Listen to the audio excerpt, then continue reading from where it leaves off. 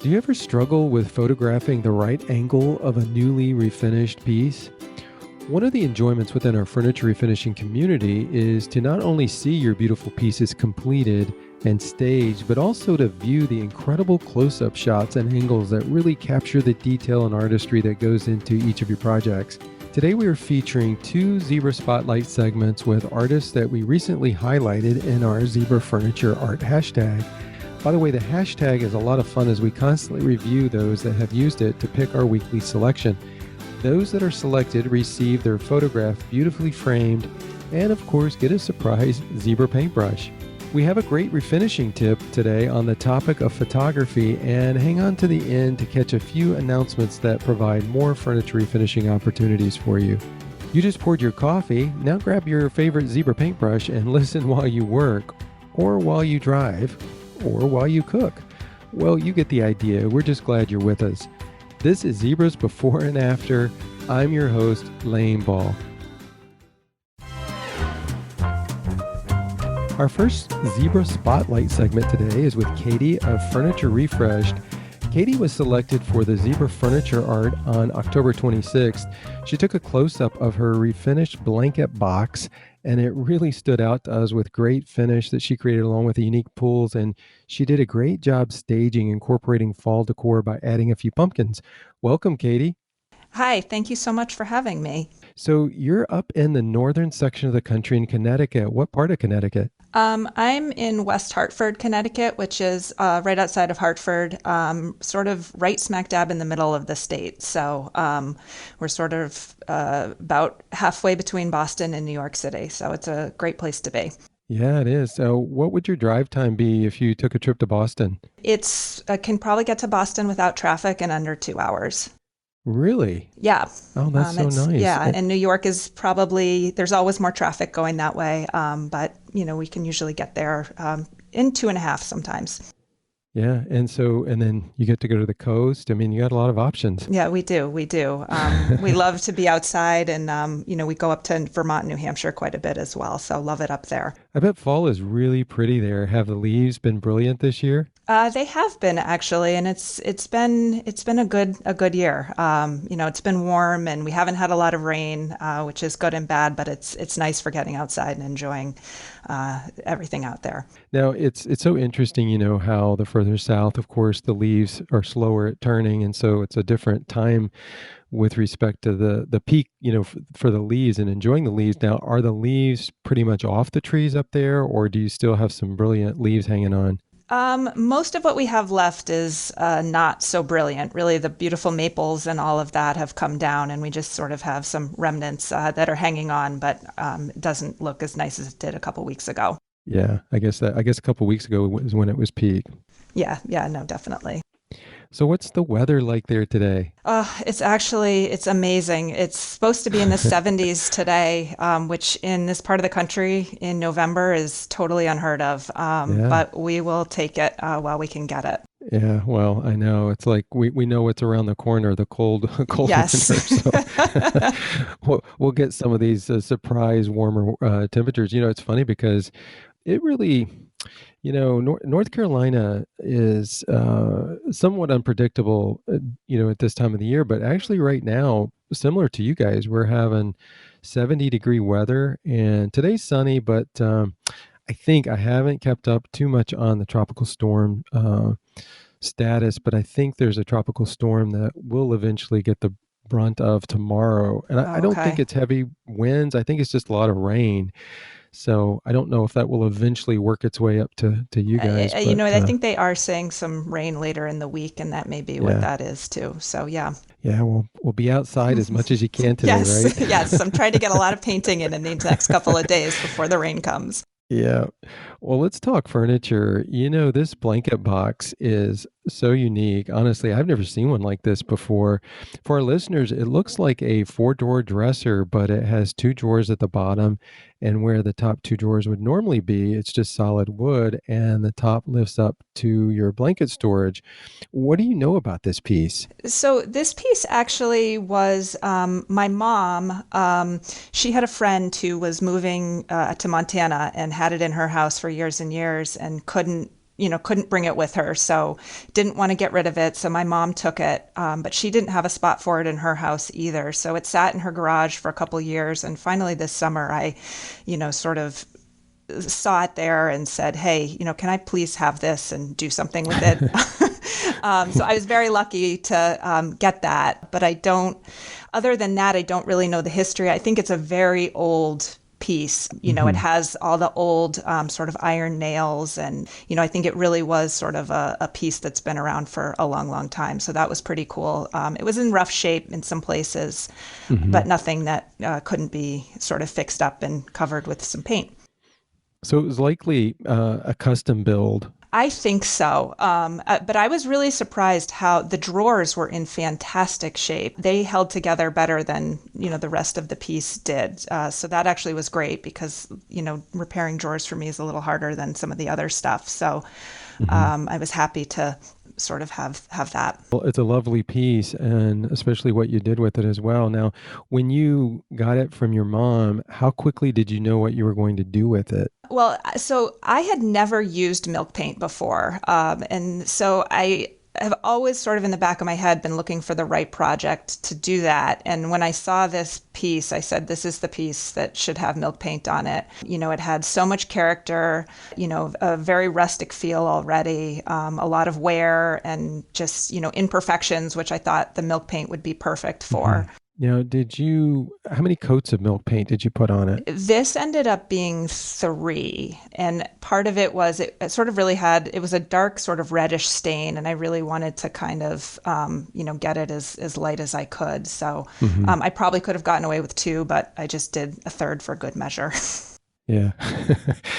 And did you use any bonding agents in it, or did you just leave that out? I did not. I was actually hoping for more of a chippy finish than I got, but as you know, you never really know what the milk paint's going to do. So it didn't chip. I was a little sad about that, but I ended up getting out the sandpaper and doing some distressing and adding a little bit of dark wax to it too, to sort of try and get more of an aged look with the paint. Well, you did a phenomenal job on sort of trying to maintain that aged look, by using the dark wax. And honestly, you look at a piece like this and you think about the potential of chippiness that could occur, and maybe it would have been, maybe a bit of a different look and would have been beautiful as well. But I mean, just the I don't know, something about this piece with the solid nature of the drawers, and then that the solid wood above the 2 drawers. It's a really nice balance. And this close-up that you have that we featured as Zebra Furniture Art, just to the right of the pools, it looks like that there's just a little bit of transparency showing through of the paint. Is that what that is? It did, and that's kind of where I thought it might chip, because when I put the paint on, it sort of seemed to bubble a little bit, but it just never sort of really released. So when I took some sandpaper to it, it sort of sanded back really nicely in those spots. And I'm really happy with how it turned out. So what about the pools? How did you make the decision for those? So those, I just, I wanted something to update the piece a little bit. It was missing 2 of the 4. They were just, old pine wood pulls initially. So I was missing 2 already. I knew I needed to do something. And I found these, and I thought that they had a really nice rustic feel to them, but sort of updated the piece a little bit and made it a little bit more contemporary and fitting in with people's decor, I think, these days. Yeah, well, it works perfectly with this piece. Great job on choosing thank you. The pools as well. Let's talk about the close-up shots. You really have a good eye. Do you feel like you struggle at all, or is it just is it just very natural for you when you're taking these shots? I mean, I do struggle. I think you always sort of second guess yourself, and maybe we're our own worst critics. But I do. It's always, is the lighting right? Am I getting the right angle? Even the staging, it's fun. I really like doing it, but I sort of drag things, I stage in my garage. And so I'm dragging things in and out of the house to try and find the right stuff to sort of put with it and not have it be too much and have it be enough that you're still featuring the furniture. It's such a balance, isn't it? Just what you said is key because you can overstage it and then it's like the piece gets lost in it. But that's a big part of it is knowing what to put in and what to not put in and when to stop, right? Yeah, definitely. I have a lot, sort of hundreds of pictures on my phone that I end up going through sometimes and figuring it out. So you mentioned phone, so you're taking everything on your phone's not a DSL No, LR I camera? just I use my phone. I find Wow. it does great. I'm really happy with the photos that it takes, and then I can kind of edit them pretty quickly. And for me, it's less steps. Yeah. Now, do you edit them on an app in your phone, or do you then upload them to your computer? What's the story I there? use Snapseed, the Snapseed app Hmm. on my phone primarily to do most of the editing. I try to not do too much. I actually on my staging wall I have a big outlet that I always have to sort of hide.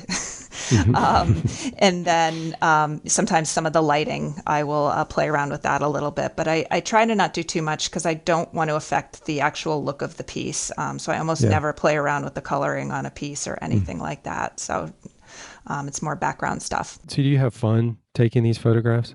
I do. I do. I really like the photographing part. It's so rewarding to kind of pull it all together at the end and have something to show for it. It is rewarding, isn't it? I mean, just to have put all the effort into it and then to get it to the point where you can really show it off. And I think what you said about, answering that question, yeah, I have fun with it. I mean, I think that's so important to any part of the process is just to enjoy it. And it's evident that you do enjoy it because the photographs that you take are really, really nice. It's funny, Thank you. on October 9th, you posted a close up of a shot you took of a desk and a chair. I believe it was sort of like top down and it formed a smiley face. Oh, yeah.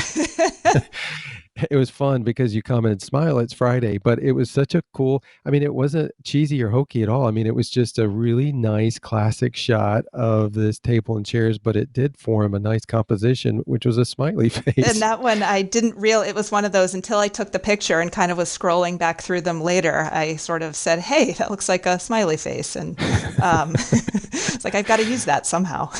Yeah, that was perfect for a Friday, wasn't it? It was. So, any tips or recommendations on shooting the right angles and close ups as you go through that process? I mean, for me, I think one of the things I always do, especially for that, those shots, the shot that we're talking about specifically, I get down on the floor. I'm sure I was lying flat on my stomach for that one, and really just not being afraid to kind of get in all sorts of, strange positions to get the right shot and with the right lighting. I Hmm. usually always shoot at the same time of day, and that helps with my lighting and keeping the lighting consistent in Hmm. my photographs too. Yeah, you hit on, I think, a really important tip, and that is to, you just mentioned you get down on the floor because I think sometimes we tend to look at things from the position that we're normally in, which Hmm. is, what, 4, 5, 6 feet up, depending on how tall you are, and to be able to look at different angles and to shoot up to create some drama or shoot down. I would imagine that that's like, one of the key things in creating really good close-ups and showing them in places that maybe most people would not normally look because again you're up and you're not looking down and then up. Yeah. So and using a camera, I mean, today's, whether it's a phone or a DSLR, everything's digital, so you don't have to get worried about film and wasting film. Right. And so, yeah, the more shots you take. And you said that app that you used, that was Snapseed? Snapseed. Yeah. Okay. Yeah, I think several others have mentioned that. In fact, I think Katie Cloud uses that She may. particular I app. think I do listen to your podcasts, and so I may have gotten that recommendation from somebody else. I don't remember exactly, but I've Yeah. heard it mentioned before. So, Katie, I mean, we're seeing stuff that is, just phenomenal work. How long have you been refinishing? Really, about a year. I really Wow. only started doing this actually last November. So I did a furniture painting workshop and was hooked. And so I just sort of from that point on really sort of was like, I need to do more. And my husband wanted me to stop painting all the furniture in the house. So at that point, I had to sort of start looking outside the home and, started thinking about turning it into a little bit of a, sort of part time business. Well, that's exactly what I was going to ask you. So it is a part-time business. Then it's not just a hobby. I mean, you're doing this to actually make some money. That's great. I'm trying. I mean, sort of as I said, I'm very new to it and just sort of trying to figure out at this point where it takes me. It's nice because there's so much flexibility. You can kind of, increase or decrease your productivity and what you're doing depending on what else you've got going on. So I like that flexibility a lot. How do you get the word out about your work? Is it primarily through social media? Right now, yeah, it really is through Instagram and Facebook are sort of the two platforms that I'm on right now. And that was, sort of how I decided. I was like, I've got to get my name out there somehow. And so that's sort of where I began. Well, certainly hats off to you. I mean, you would be classified, I guess, anything under a year would be a newbie, and to be able to produce some of the stuff that you're doing is you've got a bright road ahead of you Oh, in thank you. refinishing. So we'll have to all keep an eye on you doing really nice work. I mean, not just from the refinishing, but to the staging and photography, obviously, as we just highlighted. So keep up the great work. Share your Instagram Awesome. account so folks can follow you. It's furniture.refreshed. Wow, that's excellent. Make sure you follow Katie. She's one to keep an eye on for sure. Well, happy refinishing, Katie. All right, I appreciate it. Thank you. This podcast is sponsored by Zebra, makers of the high-end yet affordable line of application-specific paintbrushes. Zebra's new website is up at enjoyzebra.com, and we invite you to take it for a test drive. Test drive because it's more than an ordinary product website. There is plenty of inspiration for you, as well as a really cool quiz that guides you to the ideal Zebra paintbrush you need for your painting application. You can peruse the products that range from our paintbrushes, of course, to our latest apron designs, to our new paintbrush kit offerings. That, I might add, come in a really unique canvas bag, and any purchase over $35 or more means free shipping for those living in the United States. Today's refinishing tip comes from Rachel with Upcycled Smithery. Hey guys, this is Rachel from Upcycled Smithery. I've noticed how some refinishers have trouble getting their entire piece into one shot on Instagram, so I have a tip for you when it comes to photographing your pieces. When your staging is done and you're ready to take photos, make sure your camera setting on your phone is set to 1-to-1 ratio. This will give you the square you need for Instagram. Now you'll be able to see if you need to back up or reposition before taking the shot. I hope this tip comes in handy the next time you photograph furniture. Great way to assure you have the right frame for Instagram, Rachel. Thanks for sharing your tip.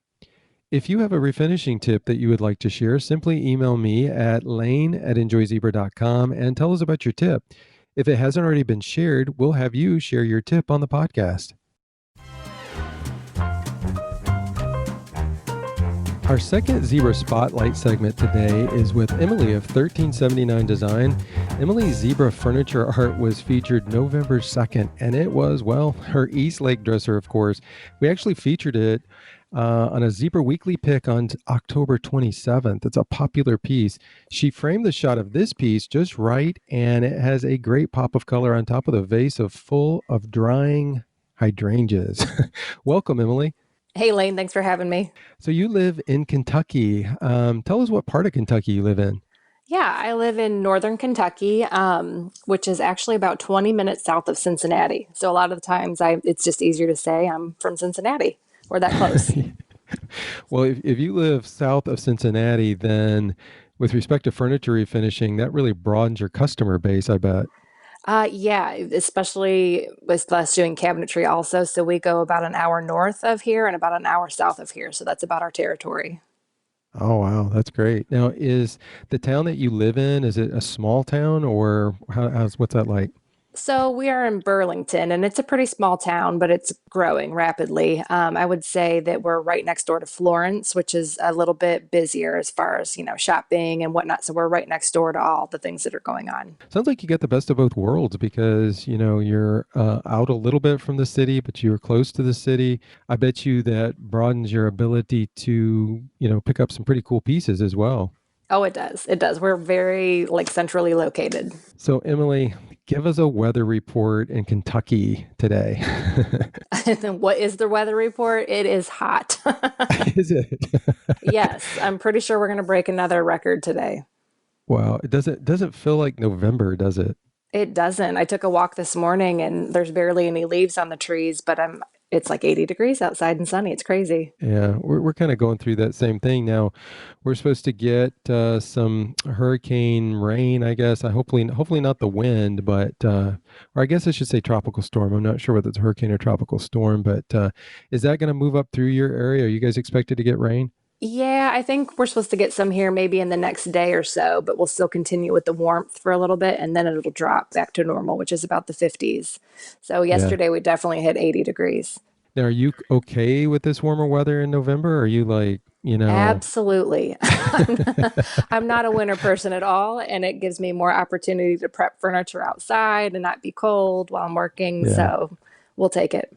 I know. Yeah, it's nice. It's like we know that winter is coming, and so we're okay to kind of dive into some spring/summer weather. Oh, That's a I good know. thing. We've got lots of friends that are decorating for Christmas and whatnot. I'm like, but it's 80 degrees outside. Like, we should be at the beach. We shouldn't be decorating for That's Christmas. But right.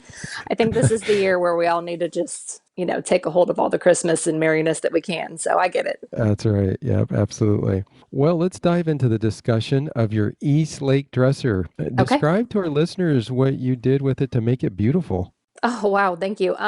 So this was given to me by a friend that no longer needed it, and she knew I'd, do something to it to give it some new life and make it loved again by somebody else. It's got some really worn marble on the top and not in the best of shape, but still beautiful. And so I wanted to Hmm. pull some of the coloring from the marble. And so that's why I chose the color restoration from Ysel Paint. It's got this little pinky beige hue that coordinated Hmm. with the marble and then just gave it a fresh lighter appearance, not so heavy and orange anymore. I saw the top, and I was wondering if that was marble or if it was maybe weathered wood or something like that. But that is such Hmm. a great idea to pull in those colors from the marble to put that, across the body of the piece. It just blends in really nice. Now, when you work with marble like that, was there anything that you had to do to the marble to, I mean, is there kind of any kind of a finish that you put on the marble, or is it just good as it is? Well, I'm sure that there's a professional way to do it, but I cleaned it up with some barkeeper's friend, and it's Uh-huh. it's porous, scratchable surface, so I was okay with that. It was pretty dirty, and then I wiped that clean, and then I put some Ysal furniture salve on it just to kind of seal up those pores and kind of make it shine again. That's all I did. I'm Yeah. sure there's a better way to it, but sometimes I Well, just dive right into it. well, sometimes that's the best way, isn't it? Yeah. So are you keeping this piece? Did you sell it? I'm probably going to sell it. Yeah, it'll go into my booth at the antique mall. So, yeah, we'll sell Yeah. it. Find it a good home. Is that hard for you though? Like when you put a lot into a piece and you're loving it, is that a little bit difficult to get rid of? Oh, there's so many times I regret getting rid of pieces, but I think my husband would kill me if I kept them all. Yeah, your home would be a showroom, wouldn't Yeah, right now it looks more like a junk store, but yeah. it? Now the hardware on this piece, what anything done to that? Did you just clean it up? Yep. So it was pretty tarnished. And so I boiled it in vinegar, diluted with a little bit of water. And then when I was done boiling it, I scrubbed it with Barkeeper's Friend and a sponge and just shined it up. It's very very nice.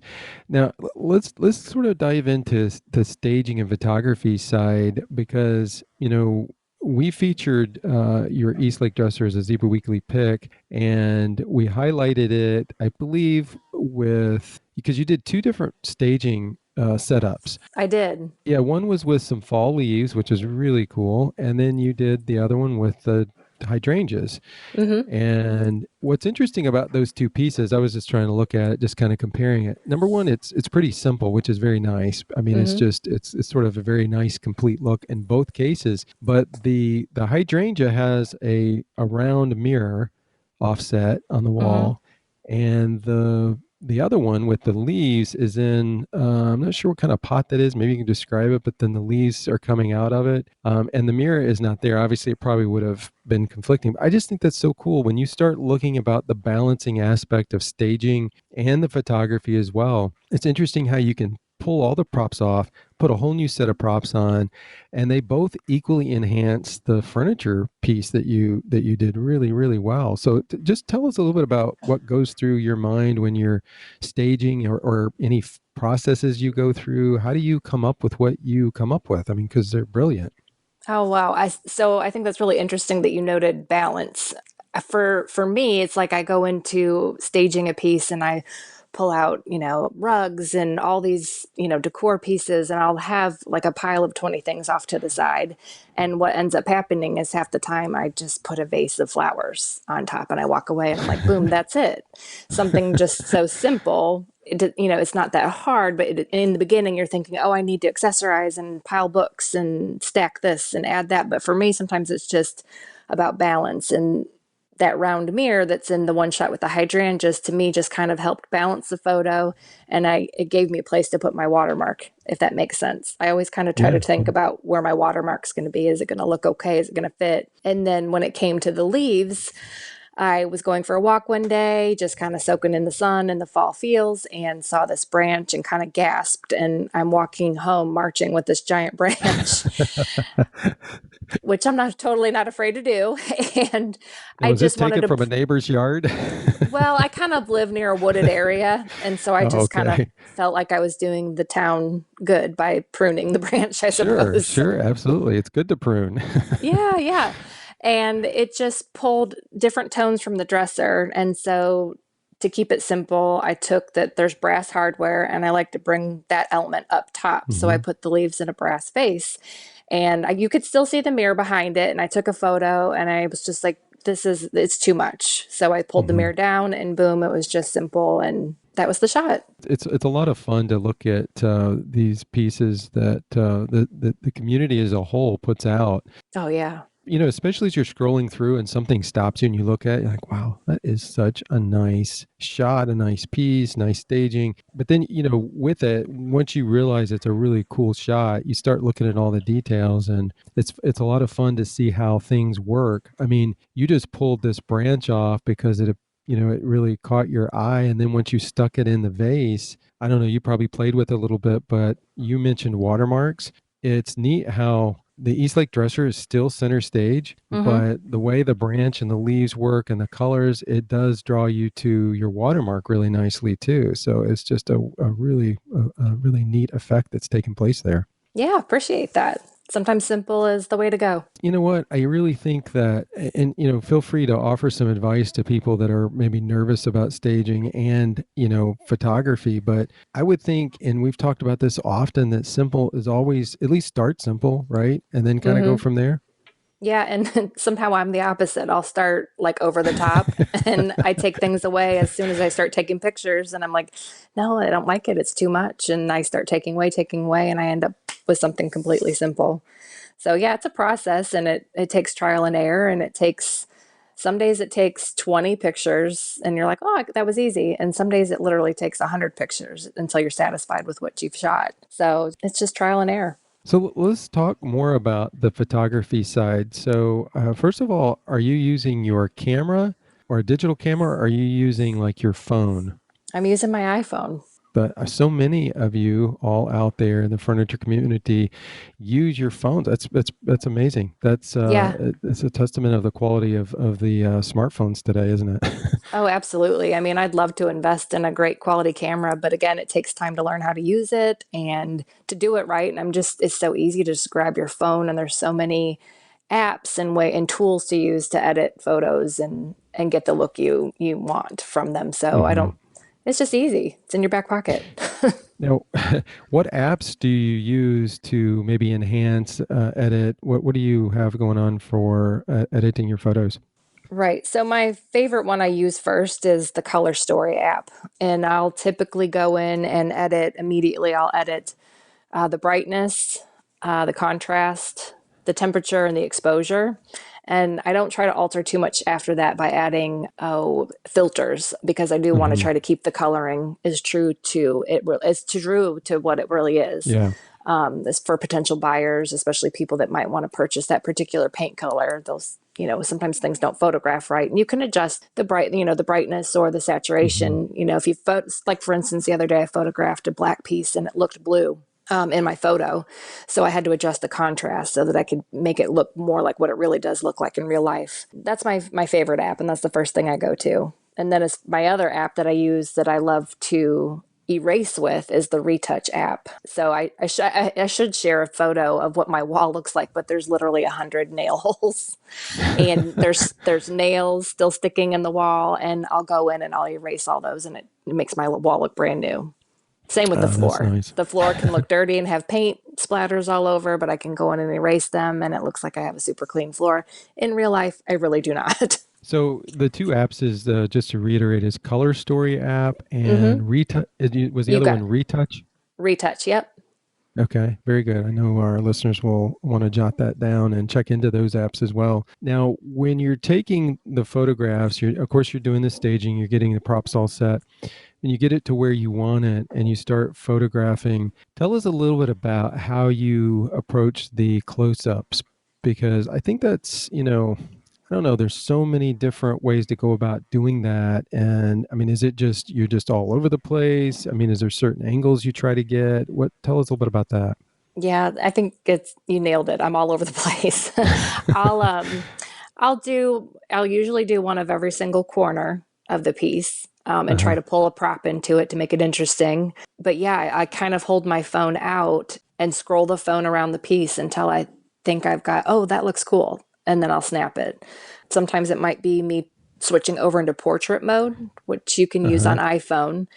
That'll focus in on, maybe your hardware, but it'll blur the background and make it look like a real professional photograph. So I like to play around with that too, and that's where I might get different angles coming down. But yeah, I'm kind of all over the place, but I do kind of hold the phone around until I move it to a corner and I'm like, oh, that looks cool, and I'll take a picture. We just had a conversation with Katie with Furniture Refreshed, talking about the same thing, and she mentioned that she gets down on the floor and then looks up.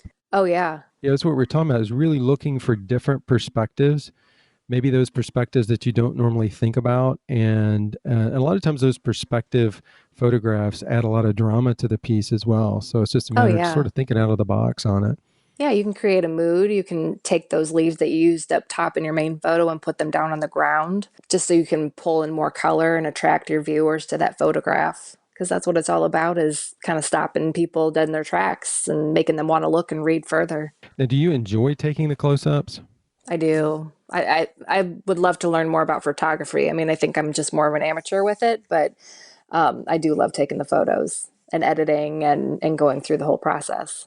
It's part of the art. Yeah, it really is. And of course, it's evident from what we see in your feed that you enjoy it because the photographs are very, very nice. Now, what would you say to somebody who maybe is taking the full shot, right? They've staged Hmm. it, they take a picture of the piece, but they haven't really dived into the talent art of taking the close-ups. I mean, any recommendations for those folks? Right. So you get your main shot and you're super happy with it. And then it's always kind of nice to consider it like a sneak peek, maybe for your followers. And so that's Mm-hmm. where that detail shot comes into play.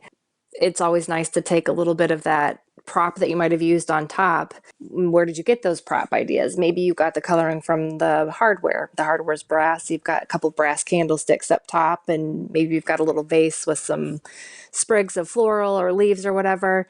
Everything kind of ties in and coordinates up in that upper right hand corner, let's just say, of that dresser you're doing. So just kind of get down low, get face to face with the dresser, and kind of square in that shot and try to get it all looking good in one shot and and then you've got it. That's like the easiest thing I could say, is just to focus on maybe an upper or a left-hand side corner, and then go from there, and then Hmm. start playing around with those angles, like the one refinisher who got down on the ground and shoots up. And that's, that's one of the things I do too, Yeah. is kind of, you try to find those different cool angles that's really gonna, I don't know, it just kind of make you want to keep going for more photos. It's almost like hidden treasure, probably the more Yeah. photographs you take, moving around, and then once you get the photographs, you start looking at them, you're like, wow, that looks really, really nice. I like the way that one turned out. And then you can do some, soft editing to it to get it to where you want it. Yeah. And then before you know it, you'll have 30,000 photos on your phone like I do, That's right. I know. because that, that's the yeah, truth. that does happen quickly, doesn't it? Oh my gosh. Never satisfied. So, Emily, tell us, how long have you been furniture refinishing?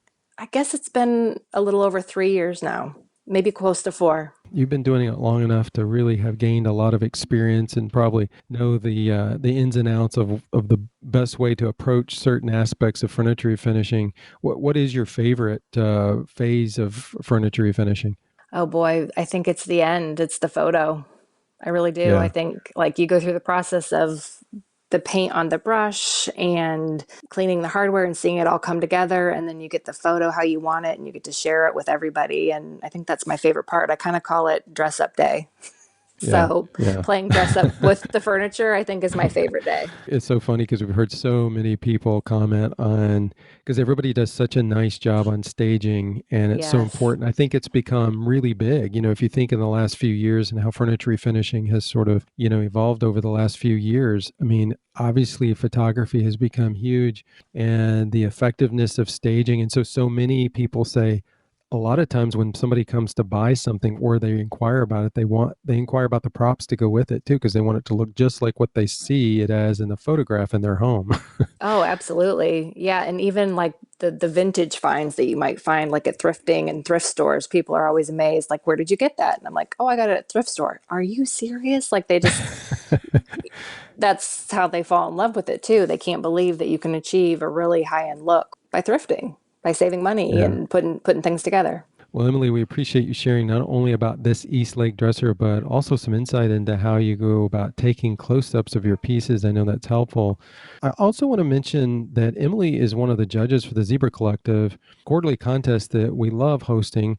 And there are tons of great prizes offered each quarter. And we, of course, are approaching our winter contest in Yes. December. So stay tuned. Yeah, that's going to be great. Yeah, we'll be announcing it soon. Yeah, so we just wanted to say thank you, Emily, for serving as a judge and for giving the furniture community so much inspiration with your work. Just would like to say that, the refurniture finishing community is amazing, and one of the best things I ever did was reach out to individual artists personally and make connections. And so making connections in this industry has been huge, and that's how we all learn. So I've got, buddies in the background with that, if I'm taking a picture and I'm not 100% satisfied with it, or things start to look blurry, I have a phone a friend option, where I can contact somebody and be like, hey, does this photo look okay? Or does it look crooked? Or do I need to straighten it? And make connections, because your friends will help say, hey, I think it's a little bit crooked. You need to change the perspective, or maybe move this mirror over a little bit. So I think just making connections in this community is also helpful for finding that right photograph. Yeah, that's a really great point to make, Emily. I appreciate you bringing that up because this community is just a really strong community and it's continuing to grow. And I think Mm-hmm. the bonds and relationships that have developed within the community and just exactly what you were saying about being able to reach out to other friends in the community. Everybody's willing to help each other and everybody Oh, yeah, they encourages one are. another on. Yeah. So that's a really good point, especially if you're, if you're a quote unquote newbie, like Emily said, reach out to those that you admire and connect with them and ask questions because those questions are going to lead to improvement and refining the refinishing techniques as well. So good point on that. Yeah, thanks. It's a big one. So if you would, there may be a few out there that aren't following you. And if they are not following, I know they're going to want to. So if you would share your Instagram account with us. Sure. My Instagram account is just my business name. So it's 1379 Design. And you're going to spell out the number 13, and then it's the number 7 and 9 and design. So you would search it through there, through Instagram and Facebook also. Well, thanks so much, Emily, and happy refinishing to you. Hey, thanks, Lane. I appreciate you having me on and appreciate you featuring my work. We are so grateful for each of you, not only for listening to this podcast, of course, but also for using our paintbrushes. We love it when you tag us in your stories and posts showing what applications you're using zebra brushes on. And that is not just furniture refinishing, but also painting your homes. We will always make it our priority to highlight your furniture refinishing works of art on our Zebra Painting Instagram account and Facebook page. But we also want to make sure we highlight notable home projects as well. If you have used your Zebra paintbrush on a home project and you want us to check it out, make sure you tag your pieces with Zebra Inspo. That's hashtag Zebra Inspo, ZIBRAINSPO. The Zebra Review monthly contest has been announced for November, and the theme is Earth Tones. As we see the final leaves fall from the trees, we notice all the beautiful tones of browns and grays of the earth. We encourage you to use those neutral tones on your pieces, as well as feel free to show some bare wood, entirely or partially.